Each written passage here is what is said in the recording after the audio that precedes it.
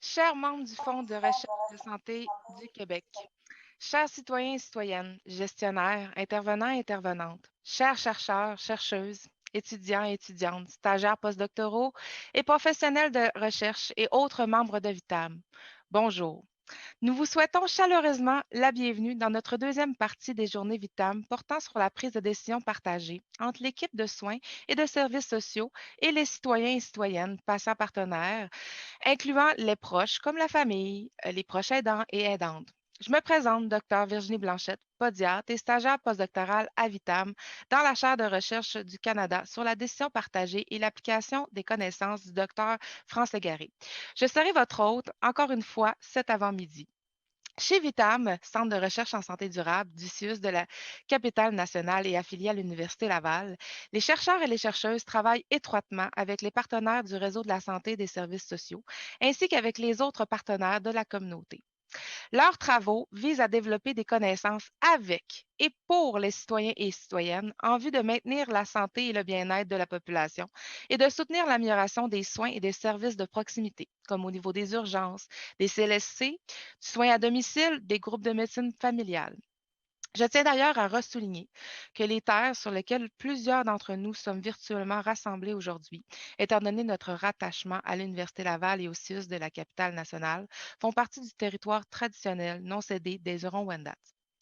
Vitam est engagé pour favoriser l'équité, la diversité et l'inclusion et promouvoir la richesse des contributions de tous pour améliorer la santé et le bien-être des individus, groupes et populations sur le territoire québécois. N'hésitez pas à prendre la parole. Cet avant-midi est pour vous et pour nous tous.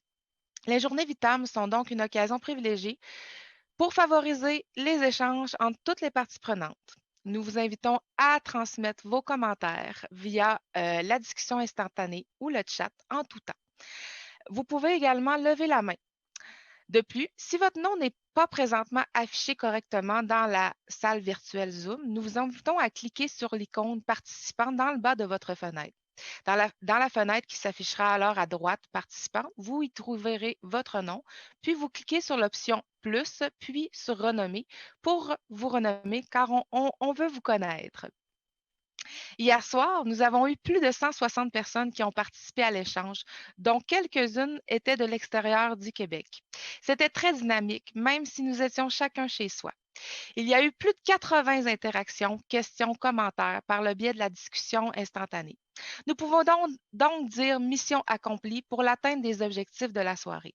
Les discussions ont porté sur ce qu'est-ce que la décision partagée, en quoi elle consiste, en quoi consiste-t-elle et quels sont les avantages et les limites de celle-ci, tant pour les patients et les patientes, clients ou usagers, que pour les professionnels de la santé. La décision partagée vise globalement à engager les citoyens et les citoyennes dans le processus de décision concernant leur santé. Il est important que la décision partagée soit plus répandue à tous les niveaux de soins, de services de santé, de services sociaux et chez tous les professionnels de la santé.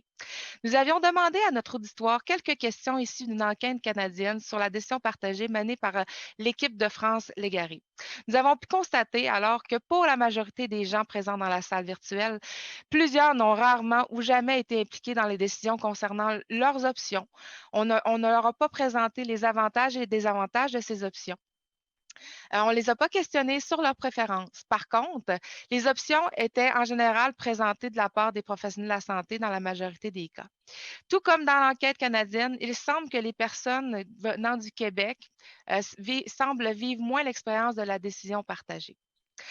Aujourd'hui, nous allons nous intéresser à l'apport des citoyens et des citoyennes et des patients et patientes partenaires à la recherche sur la prise de décision partagée en santé et services sociaux. Des chercheurs, des chercheuses, des intervenantes et des gestionnaires nous partageront généreusement leur expérience pour éventuellement en tirer des conclusions ensemble. Notre avant-midi se déroulera ainsi. La remise de prix du concours de diffusion des connaissances au grand public en marge de cet événement au Centre Vitam. Puis il y aura 2 blocs et une activité d'intégration. Une pause active est prévue dans les environs de 10h30, d'environ de 10 minutes. Pour amorcer la réflexion, nous avons l'immense honneur de vous présenter une allocution vidéo du docteur Rémi Quirion, scientifique en chef du Québec.